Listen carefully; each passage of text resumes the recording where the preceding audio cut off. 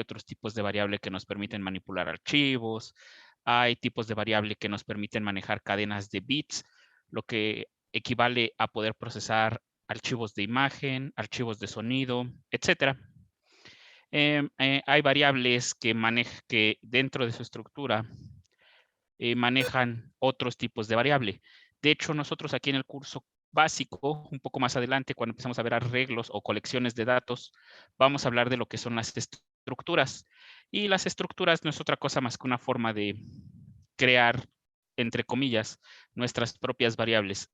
Una intermedia antes de llegar a la programación orientada a objetos, que de hecho es originaria de C. En C++ todavía es utilizada, aunque en C++ se le ha dado un enfoque más parecido a orientado a objetos, ¿vale? Pero es algo intermedio. Entonces, dudas de los tipos de variable que vimos, que es primero los booleanos, luego hablamos de los flotantes, por último, bueno, no por último, siguiente hablamos de los enteros, ¿vale? Y sus modificadores, ¿vale? Podemos trabajar solamente con enteros positivos, lo que nos da un mayor rango de enteros positivos, los duplica, utilizando 32 bits. O podemos trabajar con las variables de tipo long, que extienden su tamaño a 64 bits y por tanto manipulan el doble de valores tanto positivos como negativos. De hecho, la cantidad de positivos que tiene long es equivalente a la de un sign, bueno, a la de un sign. Pero hay un problema, la de un sign no maneja negativos, mientras que la de long sí. Y por último, les comentaba de esta variable de tipo char o carácter. Esta variable nos permite manejar solamente un símbolo a la vez. Veíamos que para interpretarlo, al final es un subconjunto de números enteros que va del 0 al 255, utiliza el código ASCII. Y el código ASCII no es otra cosa más que a cada símbolo que podemos representar, le asignamos un valor entero entre 0 y 255. Podemos encontrar fácilmente tablas de código ASCII y les comentaba que la ventaja es que en Windows, si no conocen cómo introducir una tecla o una carácter o un símbolo en su teclado, lo que pueden hacer es apretar Alt y luego con el teclado numérico o con los números escribir el número de código ASCII y al momento de soltar el Alt va a aparecer el carácter que ustedes quieren. ¿Vale? Entonces, ¿dudas hasta aquí?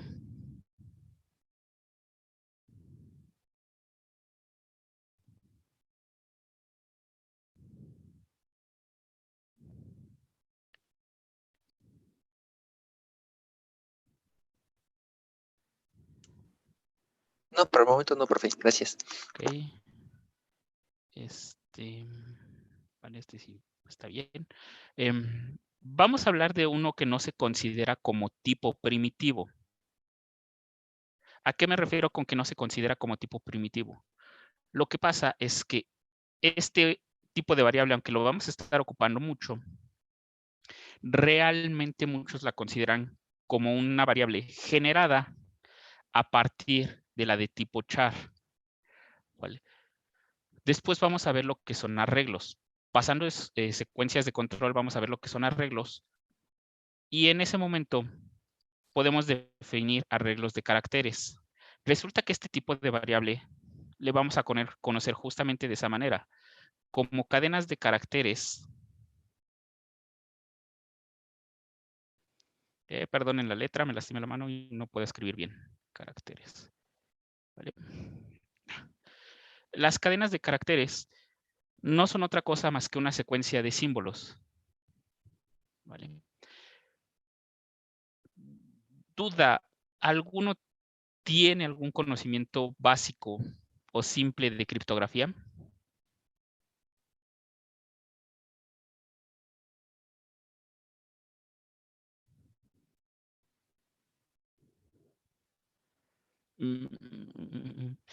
Esto lo especifico porque en criptografía se maneja el concepto de palabras, se maneja el concepto de concatenación y se maneja el concepto de alfabeto. ¿Vale? Resulta que las cadenas de caracteres, mensajes o textos, como lo conoceríamos en criptografía en estas últimas dos palabras, son grupos o listas de caracteres dados en un alfabeto, ¿vale? Primero que nada, para nosotros, ¿qué va a ser un alfabeto?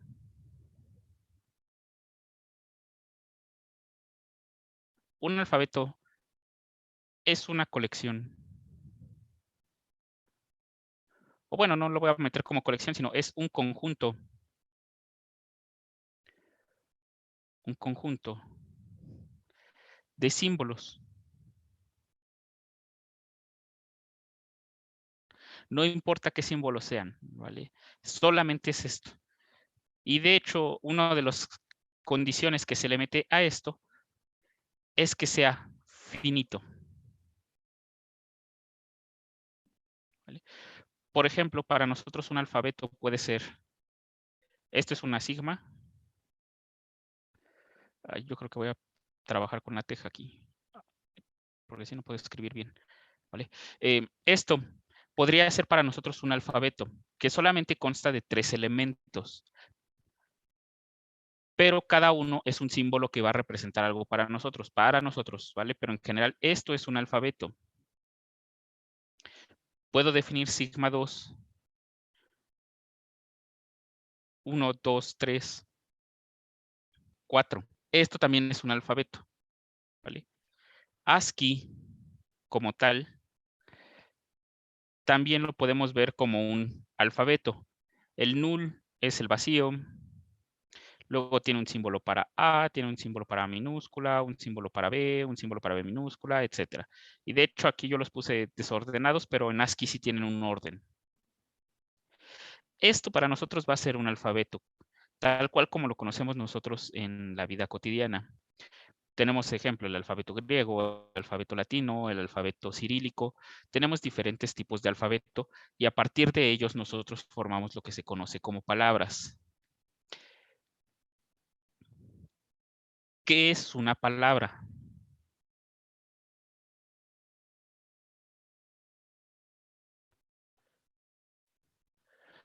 Una palabra es el conjunto de todas las listas posibles.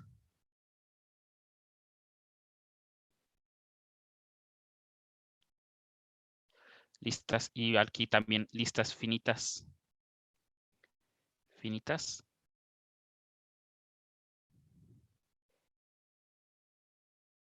De un alfabeto.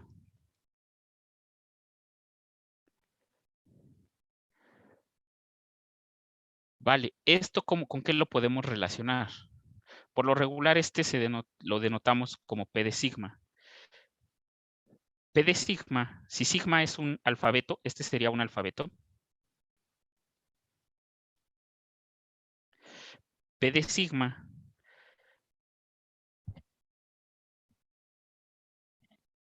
es el conjunto de todas las funciones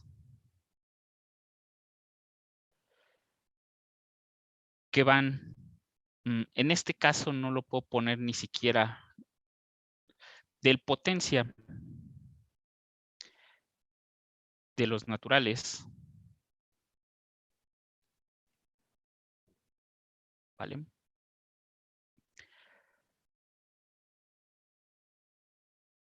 No, aquí no me conviene utilizar el potencia, permítanme. Es que no puedo poner aquí a los naturales. Bueno, lo voy a poner así. El conjunto de todos los naturales que van desde 1 hasta n hacia sigma,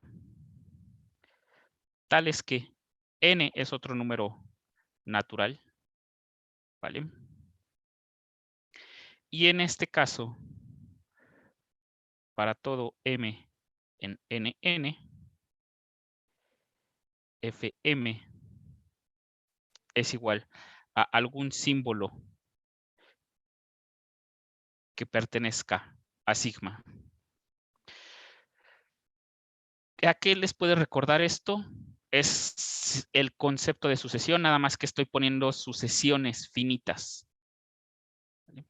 Ustedes, por ejemplo, en una sucesión, si tienen la sucesión 1 en n, con n en n, esta sí viene ordenada. Esta es 1, 1/2, 1/3 y así sucesivamente, pero se van hasta infinito.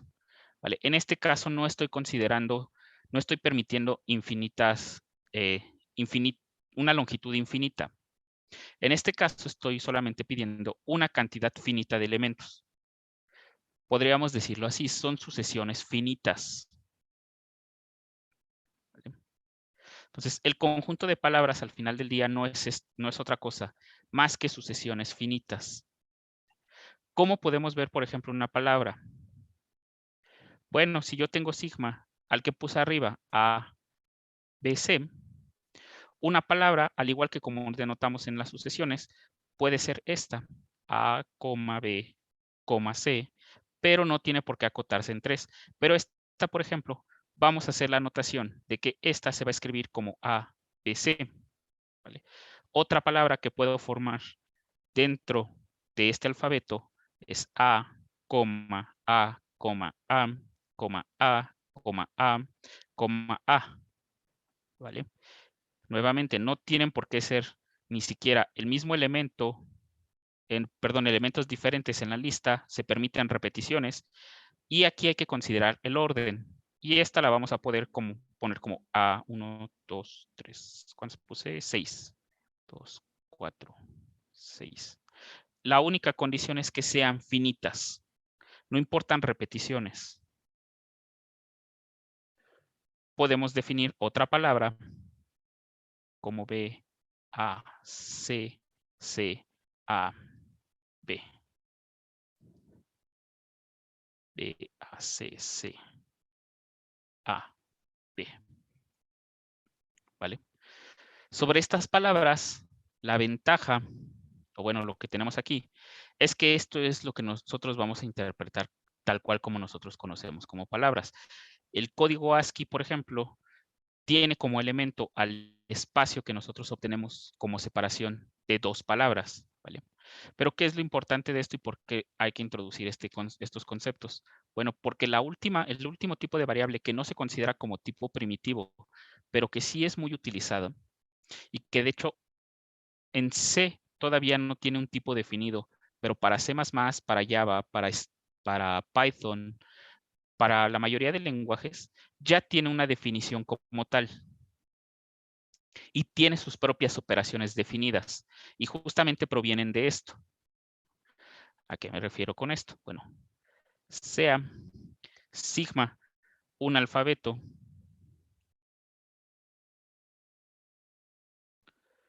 y P de sigma el conjunto de palabras, no confundan con el conjunto potencia.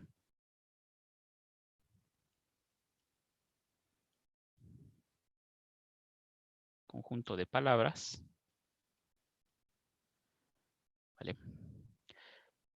Se define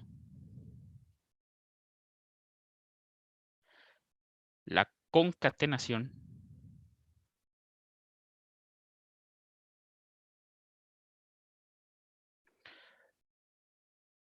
como la operación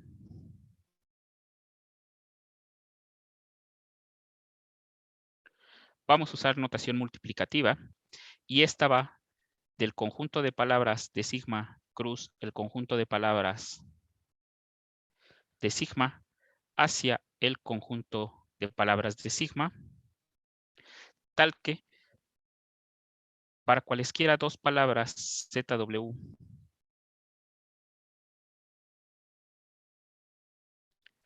Z concatenado con W es igual a la palabra ZW. ¿Qué quiero decir con esto?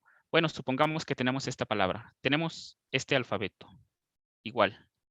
Sigma igual al ABC. Y tomamos estas dos palabras, que Z minúscula sea igual a AB solamente. ¿Vale? Mientras que W minúscula sea igual a la palabra BCAAC, por ejemplo. En este caso, lo que vamos a hacer es que Z concatenado con W va a ser igual a la palabra AB, BC, AC. O sea, le vamos a pegar la de la derecha a la izquierda de Z. Esto me lleva con otra situación. Por ejemplo,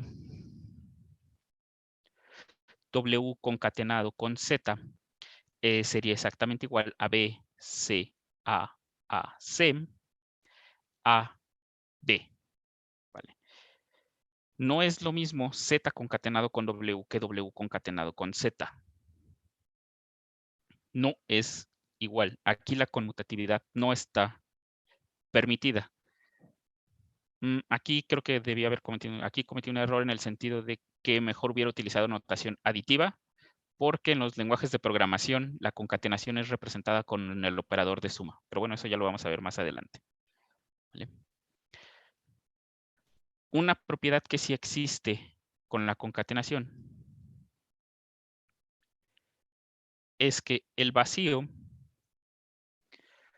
como subconjunto de palabras, opera como la palabra vacía. Se considera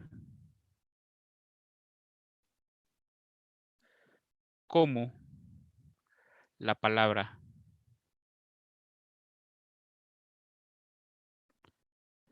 vacía. Y esta cumple que para todo Z en el conjunto de palabras, el vacío concatenado con Z nos va a dar exactamente igual a Z, y Z concatenado con el vacío también nos va a dar Z.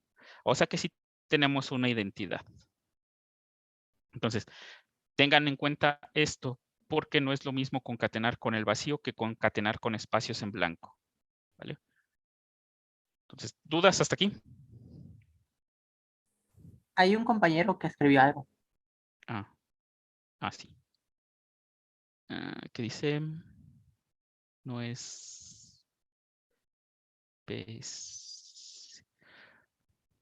no entendí el no y el no es P sigma.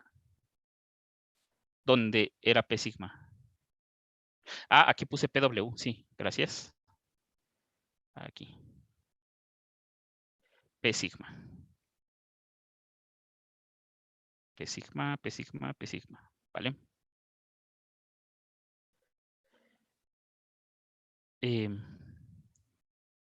Entonces, este tipo de variables de palabras y un alfabeto, pues las vamos a poder utilizar nosotros en cualquier lenguaje de programación.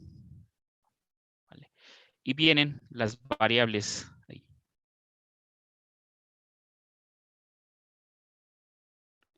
de tipo string o de cadenas de caracteres.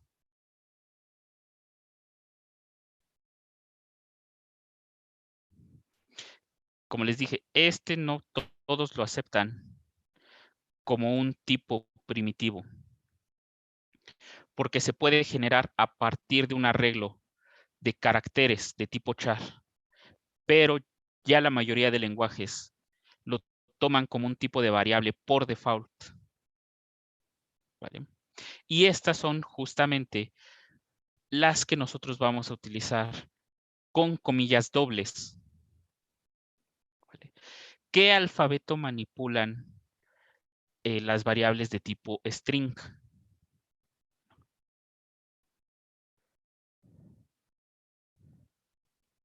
Las variables de tipo string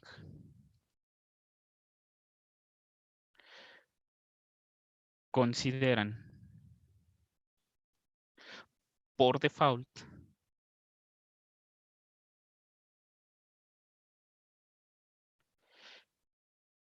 el alfabeto de ASCII. Aunque, permítanme, ASCII. La mayoría de compiladores están hoy en día adaptados a utilizar las codificaciones de caracteres que habíamos utilizado la vez pasada. O sea, en general va a depender del compilador, pero por default tienen que soportar al menos el alfabeto ASCII. ¿Vale? Como les digo, hoy en día Java, por ejemplo, es uno de los que mayor aceptación a la codificación en string ha tenido y extiende no solamente ASCII, se pasa a UTF-8. Lo mismo en Python. En Python podemos manipular caracteres de tipo UTF-8 y no vamos a tener problemas. Prácticamente con los problemas que hay en codificación en cuanto a programación, están más relacionados con bases de datos.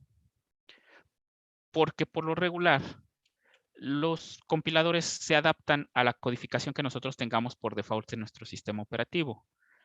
Que esto es en sí, en la mayoría de ocasiones, UTF-8 o ISO, no me acuerdo el código ISO que utilizamos para latino, pero utilizan alguna de esas dos. Y los compiladores se adaptan a eso bastante bien. ¿Vale? Entonces, podemos trabajar completamente bien con eso. Ahora, en las bases de datos, no.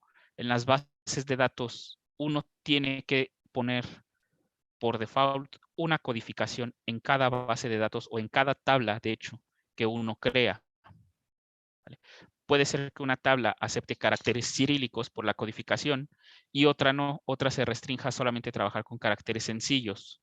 Sobre todo las de contraseñas hacen esto. Las tablas que almacenan contraseñas buscan que se utilice la menor cantidad de símbolos extraños para garantizar compatibilidad, que ustedes no tengan problema de quedarse sin acceso por la codificación, ¿vale? Pero en ese sentido, pues se puede cambiar constantemente y cuando nosotros hacemos consultas a bases de datos desde un programa, puede que la codificación de nuestro programa no sea compatible con la de la base de datos. Y cuando nosotros guardemos un registro a partir de nuestro programa dentro de la base de datos, entonces en ese momento ese carácter va a aparecer ese símbolo medio extraño. Si el carácter no es posible codificarlo en la codificación, valga la redundancia, de la base de datos, va a aparecer un carácter que es un rombo con un signo de interrogación. ¿Vale? Entonces, eso es cuando el alfabeto con el que se está trabajando no son compatibles en ciertos caracteres. Pero afortunadamente en programación, en cuanto a aplicaciones, rara vez nos vamos a enfrentar con esto. En variables de tipo char ya vimos que sí estamos limitados, ¿vale? Pero en las de tipo string realmente no. Esto también va a ser importante porque va a llegar un punto en que vamos a necesitar leer strings y para leer strings tenemos que leer carácter por carácter. Por tanto, si tenemos un string que está codificado en UTF-8 y utiliza un símbolo que no se puede representar en ASCII, nos va a aparecer otra vez ese símbolo. Entonces, si les llega a pasar esto, ya saben por qué es. Quiere decir que están utilizando una codificación o un carácter que no está soportado por ASCII. La forma más sencilla de solucionar eso es utilizar strings de longitud 1. ¿Vale? En lugar de utilizar variables tipo char para sacar caracteres de una palabra, la solución más rápida es utilizar strings, porque pues van a entender la codificación. Pero los strings ocupan mucha memoria. Entonces, ¿qué son las variables de tipo string o cómo las vamos a declarar nosotros? ¿Vale? En C++,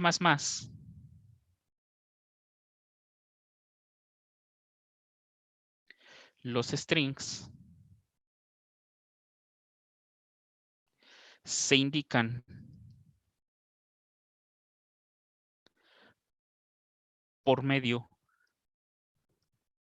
de comillas. Y le voy a poner comillas dobles, aunque para nosotros en español solamente es un tipo de comillas y la otra es comillas simples. Comillas. De hecho, tiene otro nombre. Cerilla, creo que es el otro nombre. ¿Vale? Pero entre paréntesis le voy a poner dobles. Ahora, ¿cómo declaramos una variable de tipo string? ¿Vale? Va a ser la palabra string en minúscula. El identificador de la variable. Y para inicializarla es igual, comillas. Y pues, por ejemplo, aquí vamos a poner, vamos a ponerle así, texto.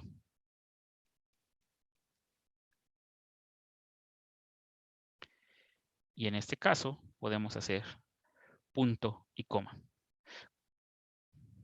Estas no solo entienden un tipo de carácter, ¿vale? Entienden una colección.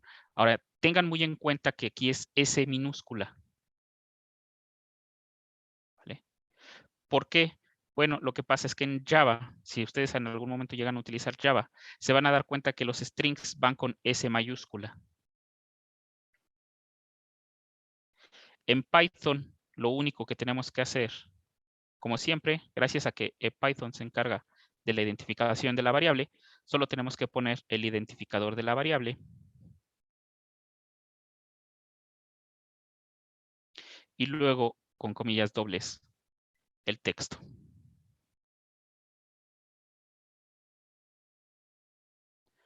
¿Vale? Entonces, vamos a trabajar nosotros con strings. Ya los hemos utilizado. ¿Dónde? Bueno, aquí, por ejemplo, en este que es el tipos de variable, en variables, vean que aquí tengo un string.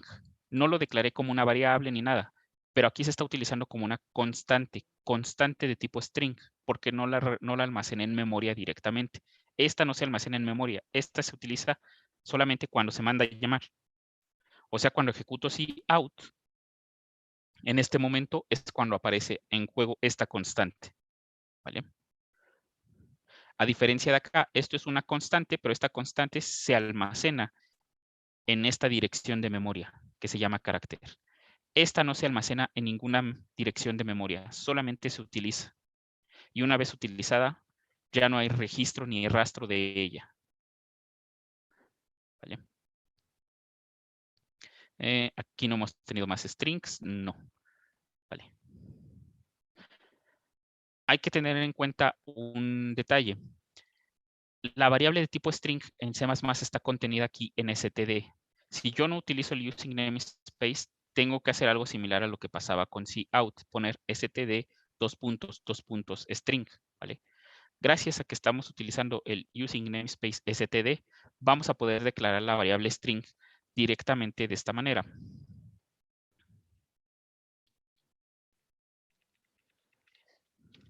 Ponerle strings o cadenas de caracteres.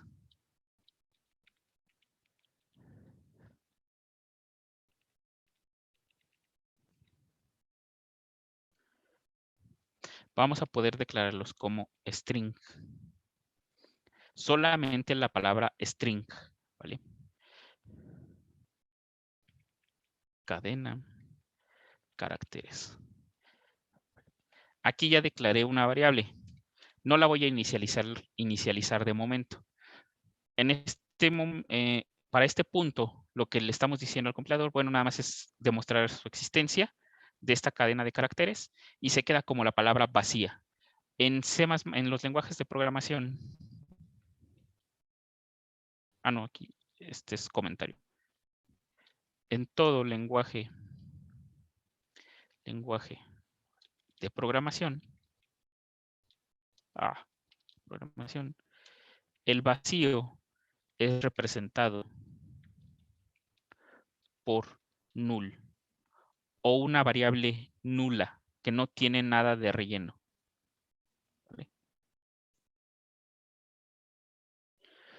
¿Por qué?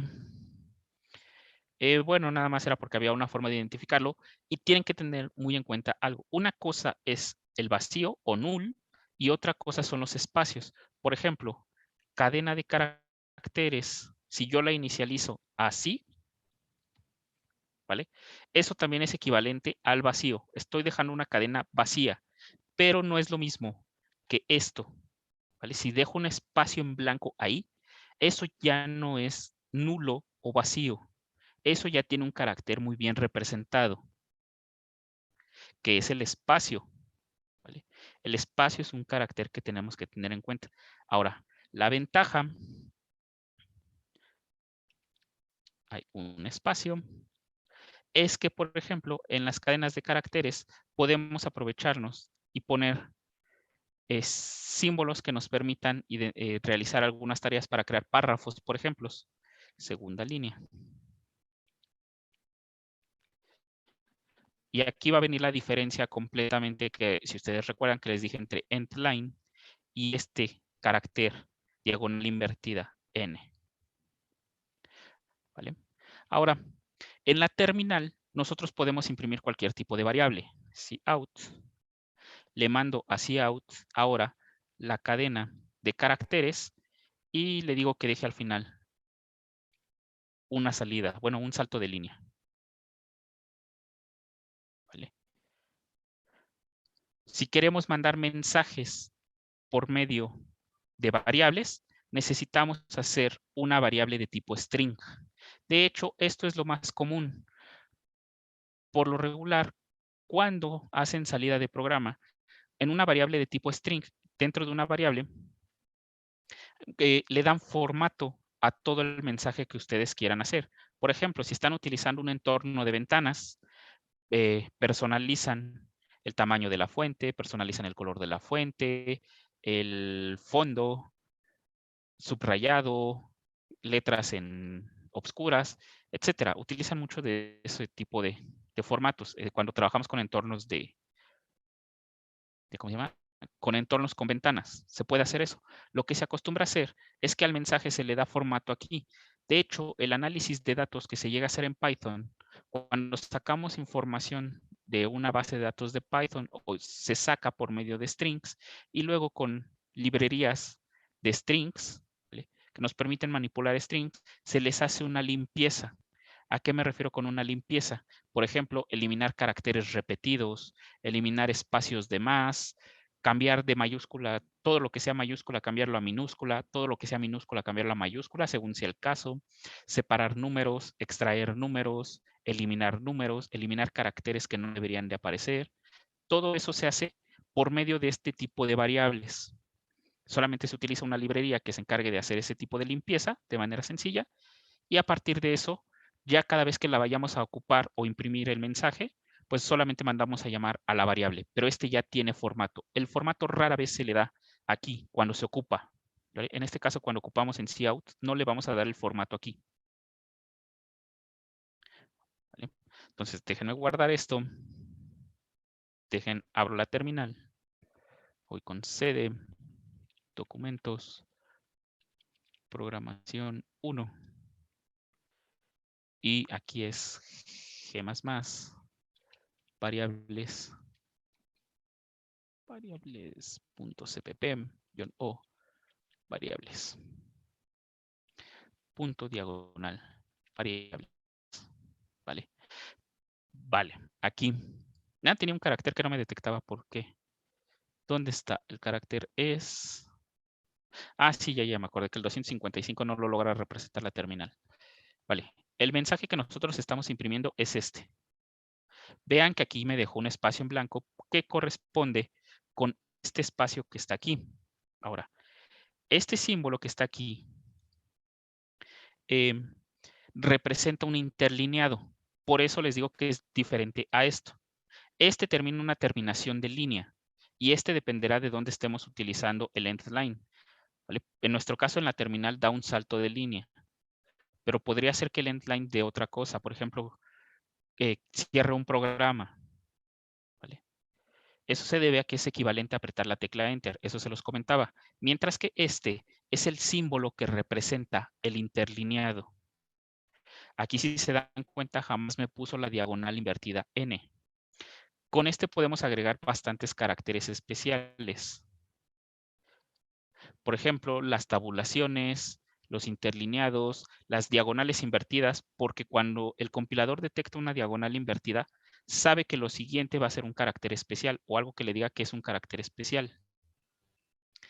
¿Vale? Entonces, si nosotros queremos escribir una diagonal invertida como texto, pues no nos queda otra más que usar el carácter que representa la diagonal invertida. ¿Vale? Y solo me pone una. Tenemos, por ejemplo, el de length person, que me agrega justamente ese símbolo, porque este símbolo es un operador dentro del lenguaje de programación. Entonces, si yo lo escribo solo, el compilador lo va a detectar como un operador. ¿Vale? Por eso es que requiere utilizar la diagonal invertida para agregarse como carácter especial. Ya lo cambiaron. Ah, no. Déjenme ver por qué. Ah, es que lo puede detener. Ya. Sí, se me olvida. También, es que en la terminal hay que tener cuidado. Cuando yo escribo un comando de algún programa, si yo lo quiero ejecutar en segundo plano, ese símbolo es el que lo tengo que poner al final del comando, ¿vale? Y me permite ejecutar aplicaciones en segundo plano. O sea, eso quiere decir que la aplicación se va a estar ejecutando y a mí me va a permitir agregar más comandos en la terminal. Por eso me manda esa advertencia, ¿vale? Pero aquí está el símbolo, ¿vale? Bueno, tenemos el de la tabulación, que es T.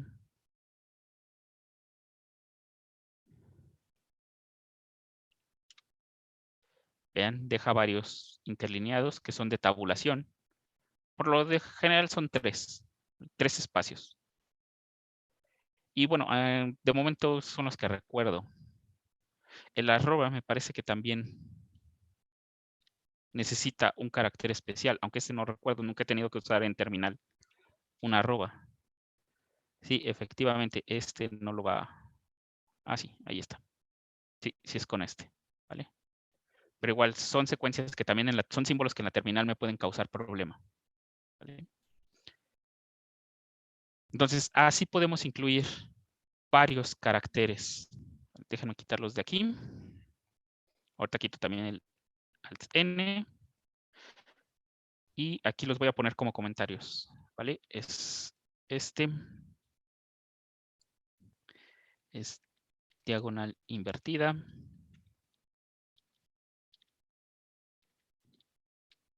And person.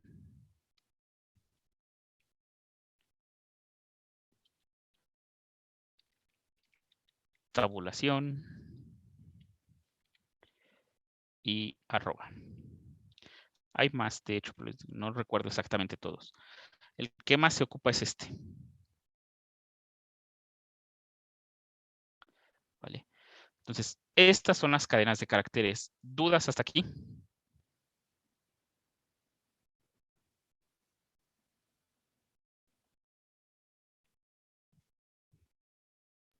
Tengo una pregunta. ¿Qué pasó? Si quiero que imprima el diagonal N, Ah, pues hay que hacerlo de manera manual.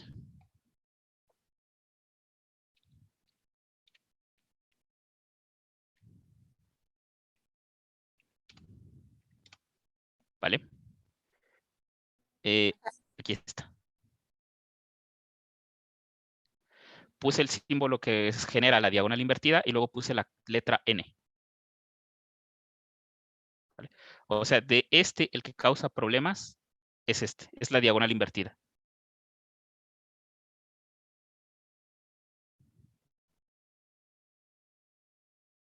¿Vale?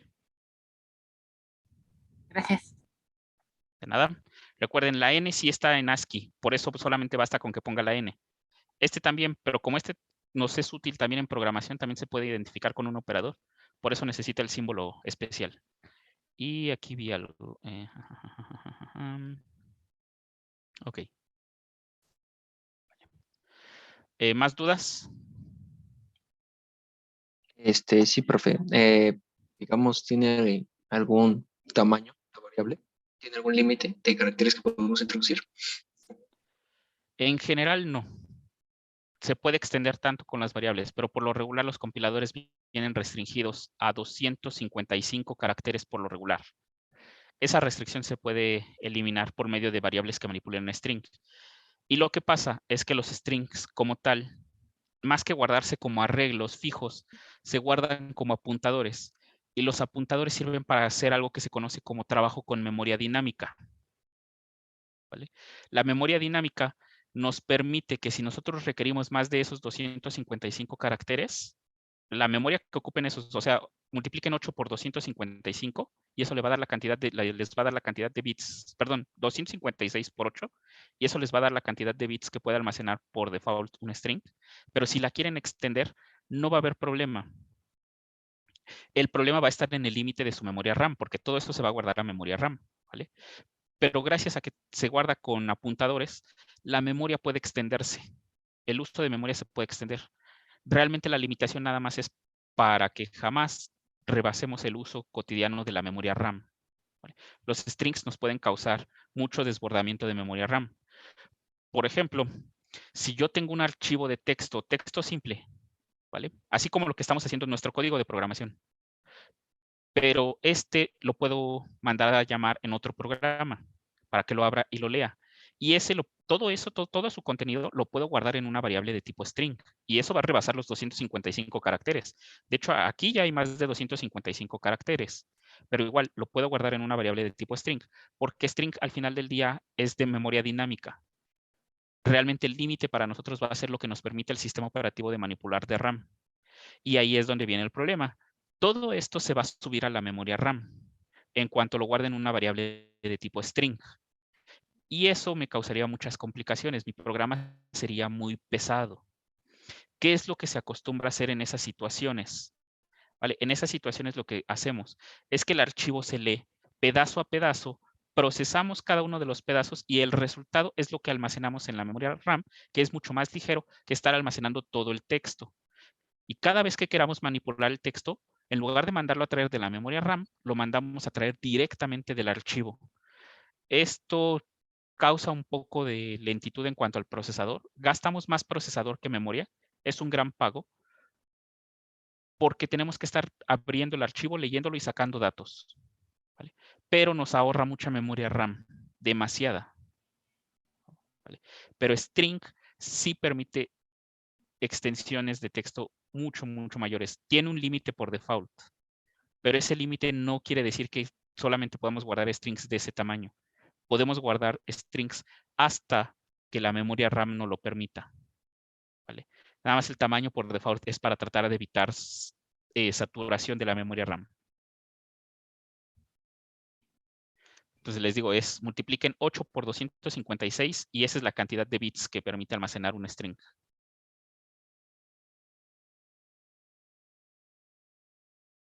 ¿Dudas? Y de hecho aquí en C++ por default me parece que es hasta 64 bytes, no bits, bytes. Es una variable de 64 bytes por default. O sea que en lugar de 255, por default, recomienda que trabajemos con strings de 64 en 64. Pero aún así podemos gastar más de estos 64. ¿Vale? ¿Dudas? Bueno, ¿alguna otra duda?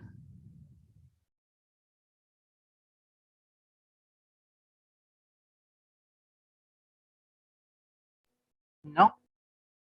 Ok. Entonces, ya manejamos todos estos tipos de variable que van a ser importantes para nosotros. En el sentido que ya podemos declararlas y ya sabemos cómo almacenar datos en ellas. Viene la segunda parte. ¿Cómo podemos operar a partir de ellas? ¿Cómo podemos trabajar con ellas? ¿Vale? Y es aquí donde vamos a comenzar con la parte de operadores.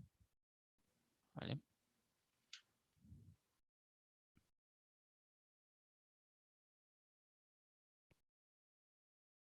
Ya conocemos un operador. Bueno, de hecho conocemos dos. Conocemos el operador de asignación y conocemos el operador de inclusión. ¿Vale? Este de aquí es un operador específico de cout. De hecho, es específico de las variables que manipulan streams. Por ejemplo, incluso cuando queremos manipular archivos, este operador vuelve a relucir, ¿vale? Porque le estamos incluyendo datos a un archivo. O estamos excluyendo datos de un archivo o no, perdón, no es, dije inclusión, no, inclusión sí es correcto y el otro es extracción. ¿Vale? El de salida es el de extracción. Vamos a extraer información de un archivo y vuelven a aparecer estos dos operadores. Entonces, ya hemos trabajado con dos operadores. Entonces, de momento, los únicos operadores con los que hemos manejado es el operador de asignación, ¿vale?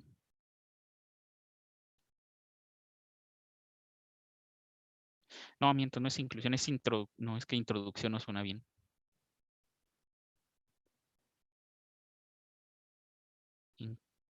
Ya vamos a llamarle el operador de entrada. El otro de salida sí es de extracción. Es que lo que pasa es que en inglés este es operador de inclusion, pero traducirlo así como inclusión no me gusta. Pero es el operador de entrada. ¿Vale? Conocemos estos dos. ¿Vale? Hay una jerarquía en cuanto a los operadores. ¿A qué me refiero con una jerarquía? ¿Cuánto les da de resultado esto? ¿A cuánto es igual? 13. Exactamente. Esto es igual a 13. ¿Vale? Siempre realizamos primero la multiplicación y después realizamos la suma, aunque no tengamos asociado nada aquí. Respetamos una jerarquía.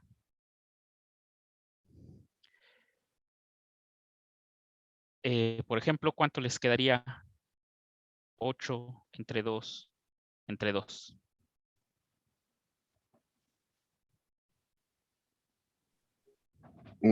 2, ¿no? ¿Vale? Aquí su compañero me dice que es 2. ¿Alguien más? ¿O todos están de acuerdo en el 2? Estamos de acuerdo. ¿Vale? ¿Nadie? ¿Nadie en desacuerdo? ¿Todos correctos?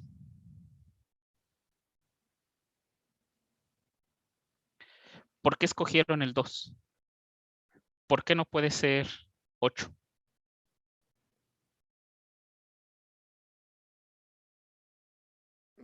Bueno, yo como que recuerdo vagamente que era que cuando teníamos operaciones de una misma jerarquía, sin especificar bien cómo las asociamos, eh, procedíamos de izquierda a derecha, pero no recuerdo si era una regla formal.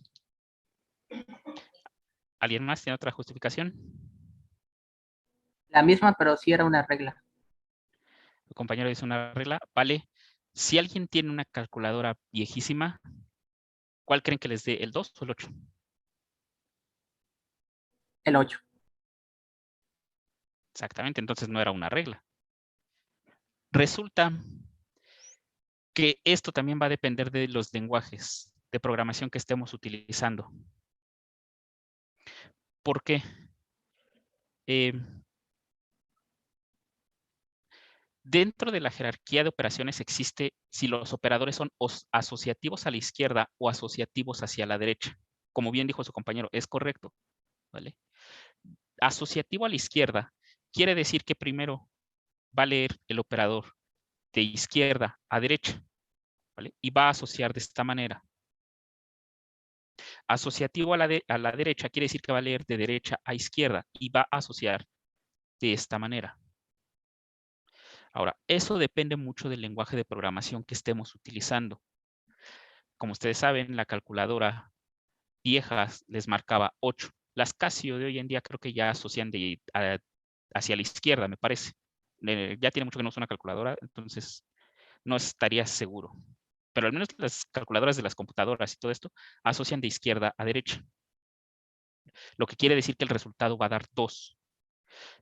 Pero anteriormente se asociaba de derecha a izquierda. ¿Por qué? Bueno, porque pues ponemos realmente los números nosotros los escribimos de derecha a izquierda. Y cuando operamos, por ejemplo, retórnense a la primaria, 1 más 4, 2, 3. ¿Cómo hacían esta suma?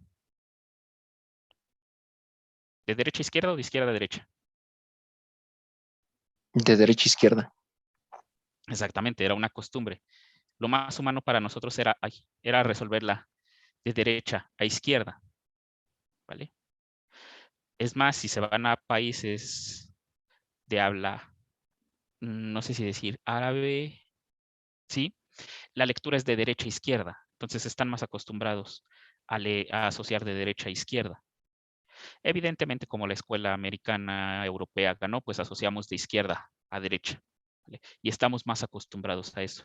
Ahora, hay que tener cuidado porque no todos los operadores de C++ asocian de izquierda a derecha. Los operadores aritméticos que vamos a ver nosotros, sí. Lo que son la resta y la división y el módulo, que son operadores que conocemos, ¿vale? Van a asociar de izquierda a derecha, pero hay otros operadores que no lo hacen. De hecho, solamente hay uno, me parece que es el que asocia de derecha a izquierda. Que es si no me equivoco, es el de la negación o es el ilógico, me parece que es el que asocia de derecha a izquierda. ¿Vale? Los de comparación también van a asociar de izquierda a derecha. Eso lo vamos a ver. De hecho, les voy a pasar una tabla donde están todas la jerarquía de las operaciones que vamos a manipular nosotros. Entonces, hay que tener mucho cuidado. Entonces, si ustedes tuvieran, por alguna razón, llegaran a trabajar con otro compilador que no es el de G++, o sobre todo, por ejemplo, con un compilador de Fortran, que hay demasiadas versiones de Fortran, podría ser que en una de esas versiones, si no asocian ustedes, el programa asocie de derecha a izquierda. Y eso, otra vez, es un error lógico, porque es un error que para nosotros nos vamos a dar cuenta hasta el momento de la ejecución. ¿Vale? No está equivocado nuestro programa. Nosotros estamos cometiendo un error por no haber leído la documentación del lenguaje de programación para saber cómo asocia. Pero nosotros vamos a asociar de izquierda a derecha, al menos en el operador de división, en el operador de resta y en el operador de módulo. Ahorita van a ver quién es el de módulo, aunque algunos tal vez ya lo conozcan, o operador de residuo, para ser más correctos. ¿Vale? Entonces, vamos a trabajar con esto. Ah, pues de hecho, no, es cierto. El que asocia de derecha a izquierda me parece que es el operador de asignación. Sí, es cierto. Como C++ les comentaba que ya admite una triple igualdad, asocia de derecha a izquierda, me parece. Vale. Pero entonces, ¿cómo viene el orden jerárquico de los operadores?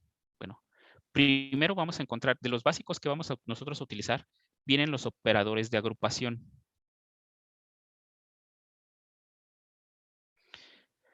Entre estos, por ejemplo, vamos a encontrar los paréntesis. Estos los podemos ver como el operador de asociación. Ay, aquí va con que ese me parece. Ay, no me acuerdo casos. No me acuerdo exactamente cómo va. Asociación. ¿Vale? O de llamada a función.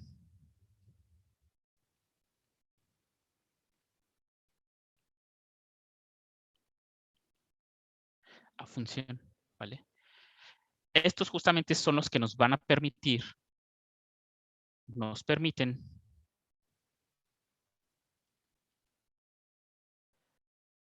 alterar la jerarquía. Déjenme recordar.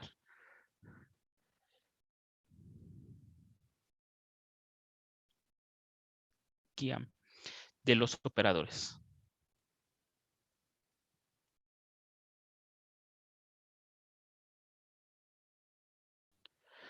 Otro operador que vamos a utilizar nosotros es este, que también es un operador de extracción.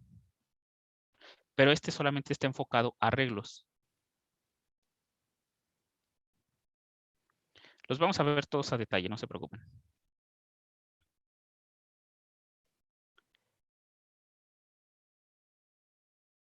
Permite obtener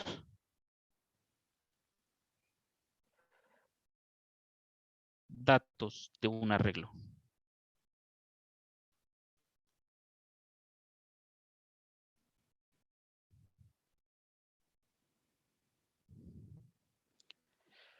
Hay más operadores de agrupación. Tenemos las llaves que nos permiten definir después estructuras, que nos permiten definir funciones, etcétera, que nos permiten generar espacios, pero esos no los vamos a tratar nosotros aquí. Estos son los dos con los que nos vamos a quedar.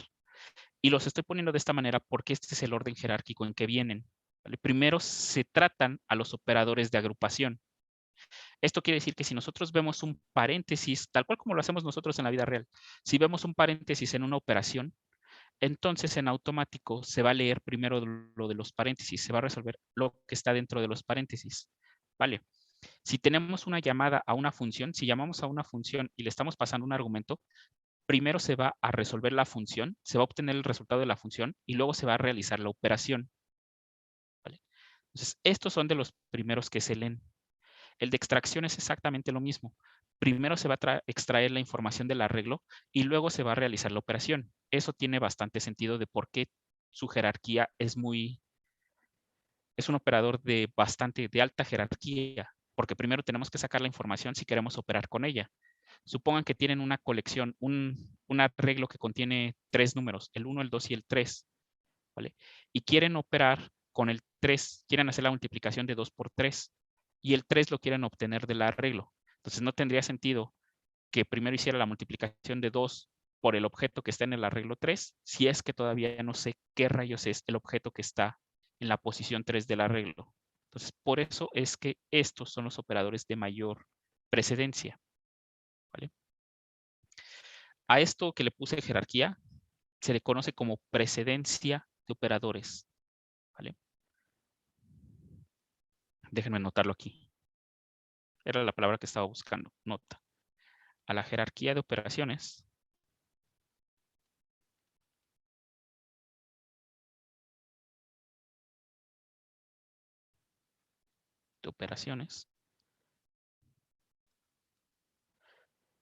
se le conoce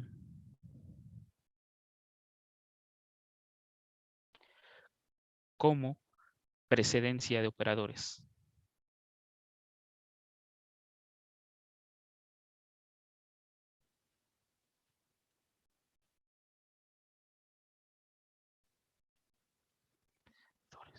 ¿Vale? Entonces, después de estos operadores, vienen los operadores de referencia. Hay más operadores de agrupación, ¿vale? Pero les digo, solamente vamos a tratarlos con los que vamos a trabajar en el curso. De referencia.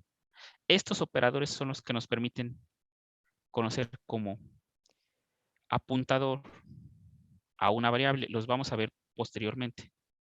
Estos son los que me permiten obtener la dirección de memoria de una variable.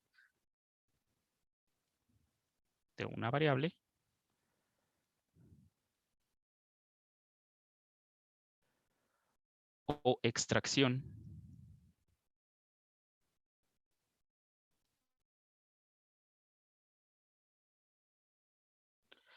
de información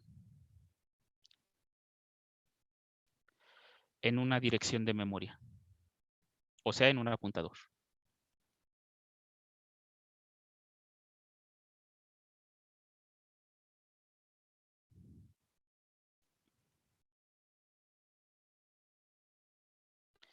¿Vale? Tenemos el operador de nth person. Este va a tener varias interpretaciones, hay que aclarar.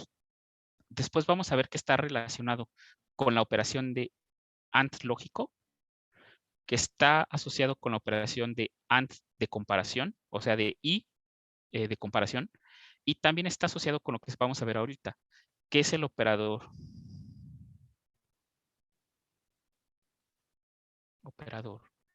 de dirección de memoria.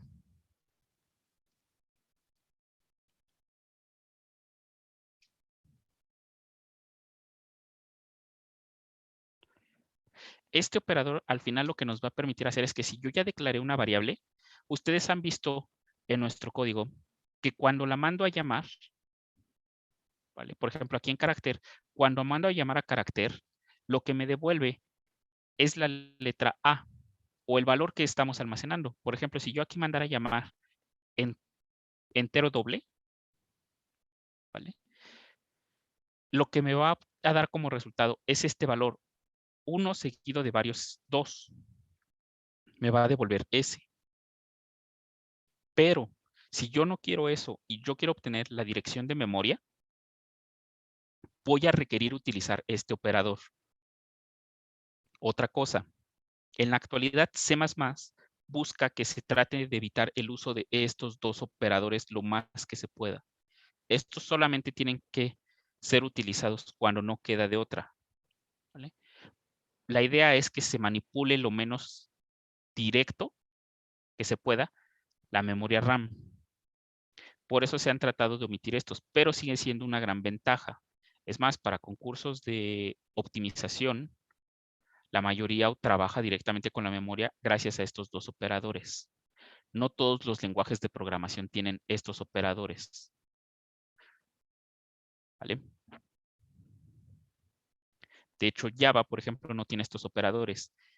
Python, aunque trabaja las variables por referencia, que lo vamos a ver qué es eso más adelante, tampoco utiliza estos operadores. No, la idea es que se utilice menos la memoria, lo menos posible que se pueda. Solo en casos de emergencia o utilizamos estos operadores directamente en C++ o utilizamos una librería específica para manipulación de memoria RAM.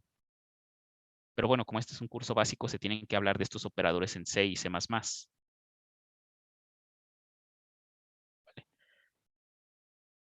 Los siguientes operadores son los operadores aritméticos. Y aquí son los que ya ustedes conocen.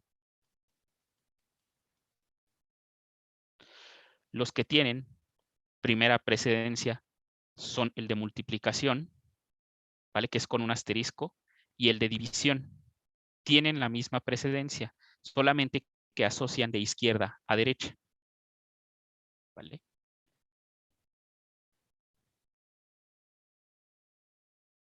En este caso son operador de multiplicación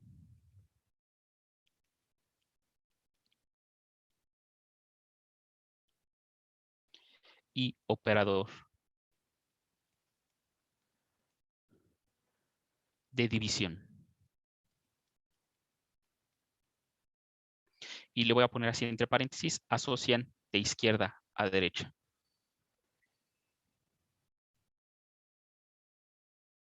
De izquierda a derecha. ¿Vale?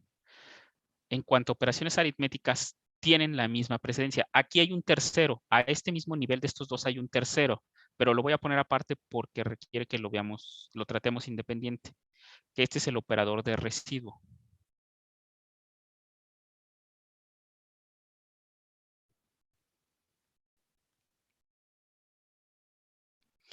Este operador lo vamos a tratar un poco más a fondo, pero este me devuelve el residuo que se obtiene de realizar el algoritmo de la división entre dos enteros. ¿Vale? El detalle es que con los números negativos no trabaja muy bien. De hecho, no es tal cual el algoritmo de la división. Vamos a ver que con los números negativos, este tiene un comportamiento muy diferente a lo que nosotros esperaríamos. ¿Vale? No cumple la regla de que si yo tengo A, B, números enteros, con B distinto de 0,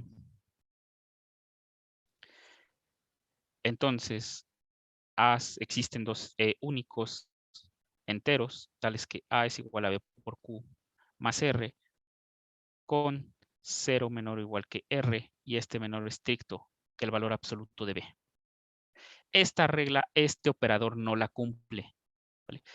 Nos va a devolver este residuo. En el caso de enteros positivos sí no lo va a dar, pero en el caso de enteros negativos nos va a dar otro valor diferente al que nos daría el algoritmo de la división, porque el algoritmo de la división nos dice que el residuo va a ser siempre positivo. Bueno, va a ser no negativo, porque puede ser 0, va a ser no negativo. Pero en este caso, si nosotros trabajamos con A y B, alguno de ellos negativo, este residuo vamos a ver que sí puede ser negativo, en el caso de C++. ¿Por qué también lo vamos a tratar aparte? Porque este nos va a permitir trabajar con los enteros módulo n, ¿vale? Recuerden cuáles son estos. Si yo tengo un número natural n fijo, yo digo que dados dos enteros a y b, a es congruente módulo n con b, sí, solamente sí, n divide a b menos a. Esto nos permite trabajar con una aritmética. Recuerden lo de álgebra 1. Entonces, gracias a este operador, podemos trabajar con este tipo de situaciones. ¿Vale? Entonces, al final, ¿quién es Zn? Bueno, gracias a que en Zn podemos definir esta relación aquí, al final a Zn lo podemos tratar como el conjunto 0, 1, 2 hasta n menos 1. ¿Vale? Entonces, este va a ser una gran ventaja. Este operador nos permite trabajar de esta manera con este conjunto. Aunque aquí les tengo que poner una barra porque no son exactamente el 0, el 1, el 2 y el n-1. ¿Vale? Esto está estrechamente relacionado con las raíces de la unidad. Recuerden que las raíces de la unidad al final son infinitas, pero realmente trabajamos con n raíces de la unidad. Lo que pasa es que después las otras demás raíces son múltiplos de alguna de estas, de las básicas, de las primeras 5. Perdón, de las primeras n. Son múltiplos de esas. Ustedes recordarán eso con las fórmulas de Demoa que veían que al final solamente trabajaban con una cantidad finita y no con todas las raíces que realmente eran infinitas, porque realmente unas eran lo mismo que otras. ¿Vale? Entonces, este operador nos va a permitir trabajar con esto. Luego vienen los operadores de adición y de resta. ¿Vale? Adición y resta. Tal cual, igual, asocian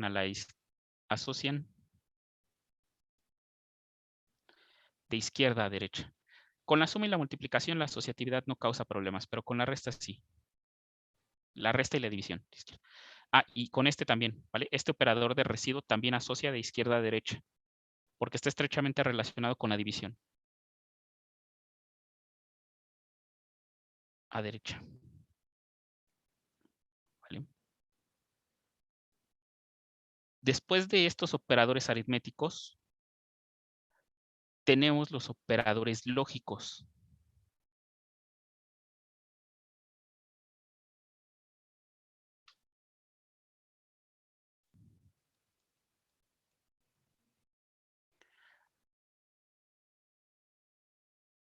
Aquí hay una categoría en medio de estos dos. ¿Vale? De hecho, está hasta por arriba de los operadores aritméticos, que son los operadores de comparación. Pero esos vamos a verlos cuando hablemos del if, del if principalmente, cuando hablemos de cláusulas o sentencias, ¿vale? Los operadores de comparación van a aparecer ahí y tienen un comportamiento similar a los operadores lógicos.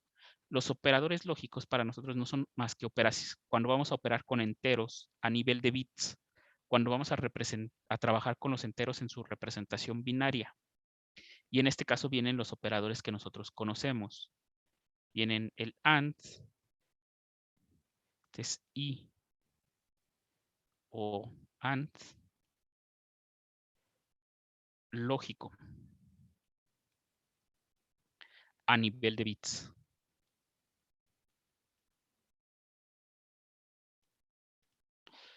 Está el OR o OM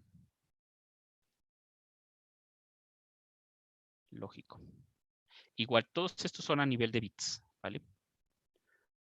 AND, OR, está XOR,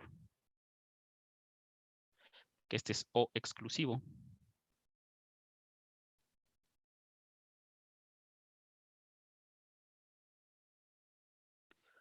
Está el NOT, que es una onda adelante del símbolo.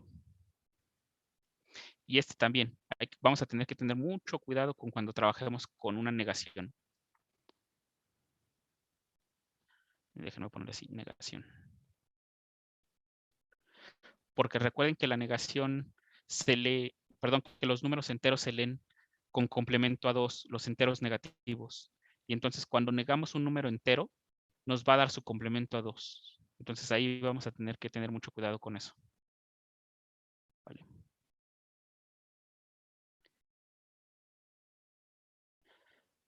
Y entonces, bueno, aquí abajo puedo poner los de comparación, pero les digo que son de otra jerarquía. Que los operadores de comparación son los de mayor que, menor que, menor o igual, mayor o igual que, igual, igual, ¿vale? Pero esos quiero ahondar en ellos ya cuando entremos en el if y el else. Ahorita vamos a hacer puras operaciones de este estilo. Y los últimos son los operadores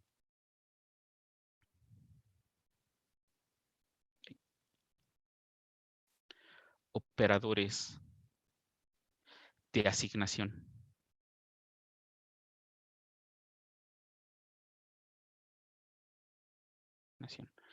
Que también vamos a estar trabajando con ellos. Ya conocemos uno, el que está por default. Este es el igual, el de asignación.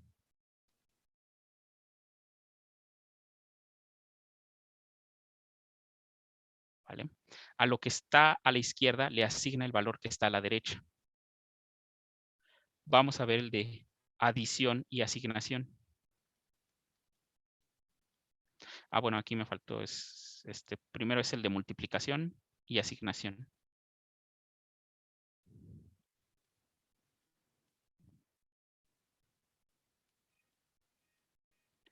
Y asignación. Y al igual que ustedes se podrán dar cuenta, y vamos a verlo a lo largo, es que podemos poner aquí cualquier operador aritmético delante del igual y va a ser un operador de asignación. ¿Vale? Este es el de la división. Y después hace una asignación. Hace una división y una asignación. ¿Vale? Vamos a entender más a detalle esto en la siguiente sesión. Este sí es el de adición y asignación. Y el de resta y asignación. Estos son los que tienen la menor de todas las jerarquías. Los operadores de asignación son los que tienen la jerarquía más baja de todas. Son los últimos que se encargan, los últimos que entran en juego en una operación. Les digo, me faltan varios, me faltan los operadores de comparación. Me falta poner, por ejemplo, un operador que se parece a estos de asignación, pero que tiene una jerarquía superior, que son los operadores de incremento y decremento. Si alguno ha trabajado en programación, sabe que son los que son con símbolo más o símbolo menos. Esos tienen una jerarquía superior acá arriba. ¿Vale? Entonces, también están esos operadores.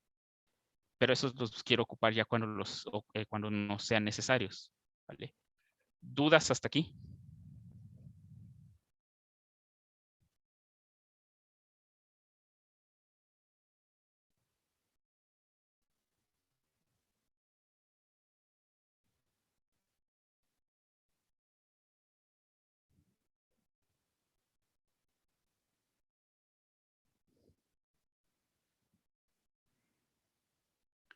Ok.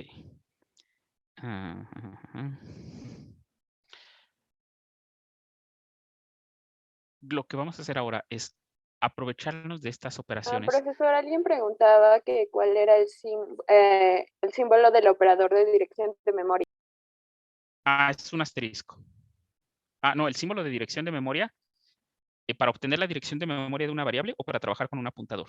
Son estos dos, son los dos de referencia. A ver, déjenme ver.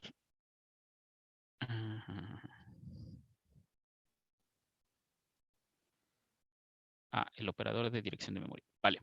Para obtener la dirección de memoria de una variable, vamos a utilizar el AND_person. Es este que está aquí.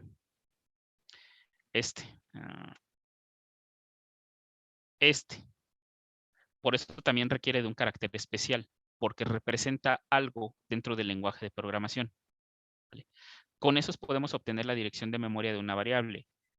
¿Cómo funciona esa parte? Bueno, vamos a entrar en detalle más adelante, pero si yo pongo el operador de dirección de memoria y luego pongo el identificador de la variable, ¿vale?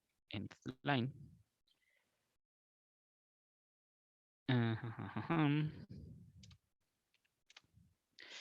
Van a ver algo como esto. Esto es el símbolo en hexadecimal o el número en hexadecimal que yo les decía que tiene como dirección cada variable, como dirección de memoria. Es este número. El 0x nada más es para indicar que vamos a trabajar en hexadecimal, ¿vale? Y luego lo siguiente es la dirección de memoria, que está en un número en hexadecimal, con caracteres del 0 a la f. ¿Vale? Entonces, para eso utilizamos este símbolo, el AND_person. Ahora, quiero que vean algo. El AND_person significa el operador, va a ser el operador de dirección de memoria, pero también es el AND lógico. ¿Vale? Efectivamente, es el mismo. Por ejemplo, vamos a ver qué pasa si yo escribo cout 4 and person 5 y end line. Déjenme asociar esto porque si no los operadores de extracción, perdón, los operadores de introducción me van a causar bastantes problemas. Aquí, ahí está. Me da 4. ¿Por qué? Bueno, hice 4 y 5, ¿vale? El 4, si yo lo convierto a binario, me queda 1, 0, 0. El 5, si yo lo convierto a binario, me queda 1, 0, 1. ¿Vale? Entonces, si yo hago 1, 0, 0, 1, 0, 1 y le aplico la operación de AND, acuérdense de sus tablas de lógica. 1 y 1 me queda 1. 0 y 0 me queda 0. 0 y 1 me queda 0. ¿Vale? Y este traducido a número entero es igual a 4. Voy a entrar más a detalle en estos porque estos también nos van a servir para programas que vamos a hacer más adelante. Estos operadores lógicos ahorran mucho.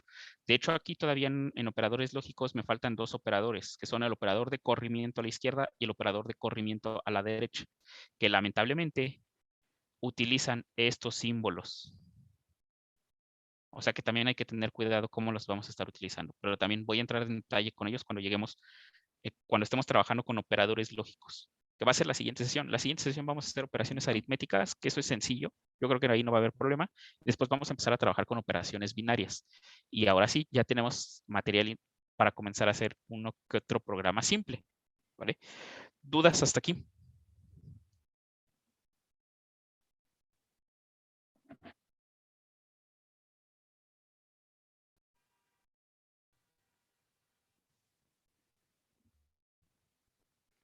Entonces, si no hay dudas, hasta aquí le voy a dejar y nos vemos mañana.